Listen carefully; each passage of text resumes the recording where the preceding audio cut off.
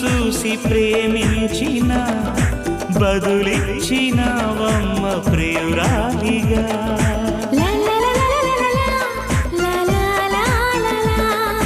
తొలిసారి నిన్ను తాకి ప్రేమించిన మనసిచ్చిన నమ్మ ప్రియనేస్తమా.